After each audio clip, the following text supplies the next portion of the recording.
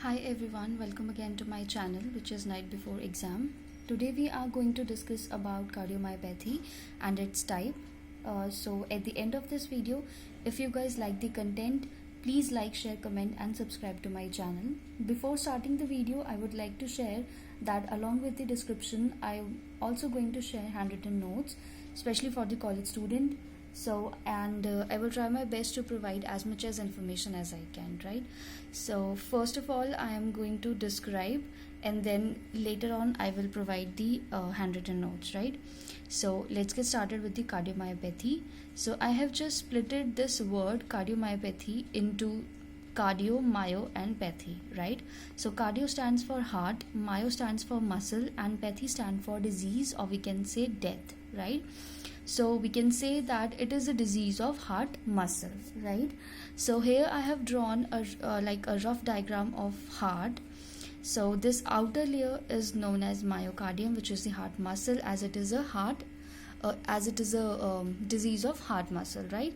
So there are like two divisions in this. First one is the primary cardiomyopathy and second one is the secondary cardiomyopathy, right? So primary So the primary cardiomyopathy is one which develops by its own, right? And the one which is related to blood pressure, coronary artery disease, valvular heart disease, congenital heart disease and inflammation, that is known as secondary cardiomyopathy, right? But all these disease, they are not included in cardiomyopathy. That means it is not directly related to cardiomyopathy, or we can say they are not directly responsible for the cardiomyopathy, right? So that means cardiomyopathy is due to some intrinsic defects in myocardium or some disease which leads to primary abnormalities within the myocardium, which is not due to blood pressure, coronary artery disease, valvular heart disease, congenital heart disease and inflammation, right? So next one is the types of cardiomyopathy, right? So there are three types of cardiomyopathy. First one is dilated, then hypertrophic and then restrictive cardiomyopathy, right? So first we are going to discuss about dilated. In dilated cardiomyopathy, the ventricles are pathologically dilated, right? So here I have drawn a diagram of the left side of the heart. This is left atrium, left ventricle, this is aorta, and the outer layer, this is known as myocardium, right? So in this case, the problem is not in like a particular place or a piece of myocardium. The problem is throughout the myocardium, okay? So like not at a particular place. What happen in this, like if for example this is the normal size of the ventricle, after dilated cardiomyopathy the ventricle become dilated and the size like somehow become like this, right? So it causes all four chambers of the heart to dilate or they become bigger, that result in weaker contraction, right? So at the time of contraction the ventricles are not able to contract properly, or we can say like the contraction is not appropriate, which result in the less blood pump out while contraction, okay? So at the time of the contraction of the left ventricle or any ventricle, right, the ventricle is not able to contract properly and the blood the amount of blood that pumps out from the ventricle and goes to the body, that is not appropriate, right? Then myocardium becomes ballooned out and global impairment in contraction, and it is a systolic failure. So this is one of the most important point, that it is a systolic failure. Systolic means like to contract, okay? And in this the ventricles are not able to contract properly, okay? So it is a systolic failure. When the heart is failing to pump out the blood to the body and lungs, then the patient may suffer with biventricular congestive heart failure. It is another type of congestive heart failure in which the heart is not able to pump out the blood to the body and to the lungs. So in this case the patient may suffer with biventricular congestive heart failure, okay? So it may like it is a type of systolic heart failure, and which results in arrhythmia, like the improper beating of the heart, right? So next one is the hypertrophic cardiomyopathy, right? It is also known as asymmetric hypertrophic cardiomyopathy. It occurs when the walls, okay, in this the walls get thick and heavy.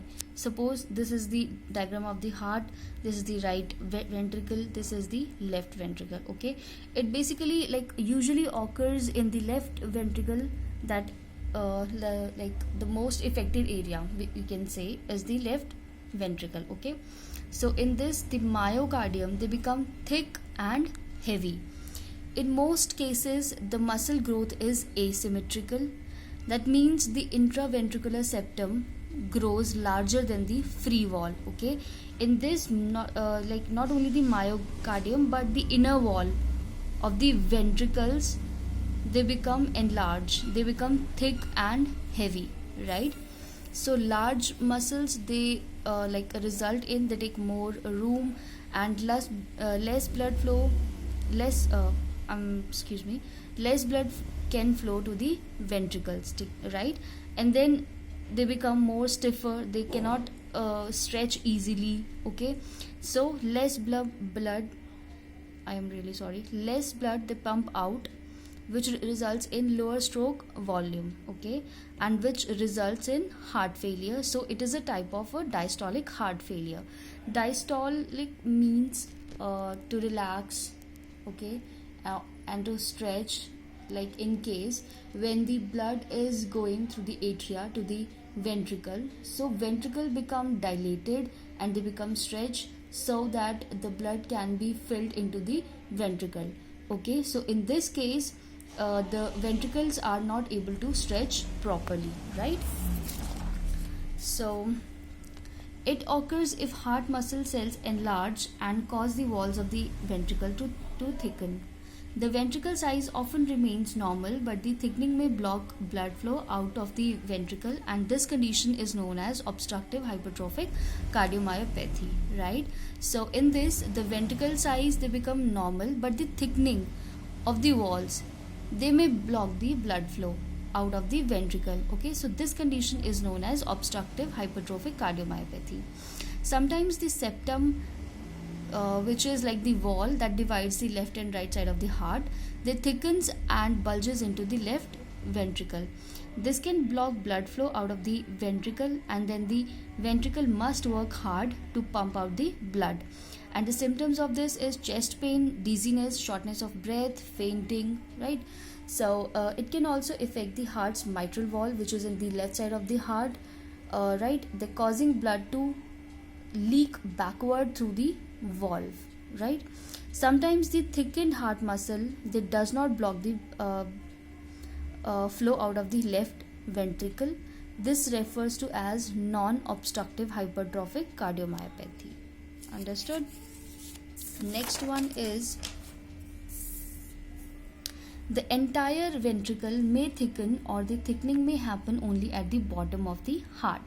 The right ventricle also may be affected. Like in most of the cases, the portion which affect is the left ventricle, but in some cases the right side of the heart, or we can say the right ventricle can also affect it, right? So in both obstructive and non-obstructive hypertrophic cardiomyopathy, the thickened muscle makes the inside of the left ventricle smaller, so it holds the blood, right? The wall of the ventricle may stiffen, and as a result, the ventricle is less able to relax and fill the blood. It can raise the blood pressure in the ventricles and the blood vessels of the lungs. So it can changes all all the changes, they can also occur to the cells in the damaged heart muscle, which may disrupt the heart's electrical signals and lead to arrhythmias, right? Next one is the restrictive cardiomyopathy. In this, it is basically affects the older adults. The heart ventricles, they become rigid, right? They become rigid because abnormal tissues like scar tissues, they replaces the normal heart muscles. Consequently, the ventricles can't relax normally and fill with blood, and the atria become enlarged. In this, the atria that becomes enlarged, right? So the ventricle, they can't relax normally and fill the blood, and the atria, they become enlarged, right? So blood flow in the heart is reduced over time, and that can lead to heart failure or arrhythmia, right? So next one is my notes which I have made. So first one is the cardiomyopathy. It is a disease of the heart muscles that make it harder for the heart to like pump out the blood to the rest of the body, right? So cardiomyopathy can lead to heart failure. The main type of cardiomyopathy includes dilated, hypertrophic, and restrictive, as I have already told you, right? So second point is, what are the symptoms? It includes breathlessness with exertion or even at rest. Then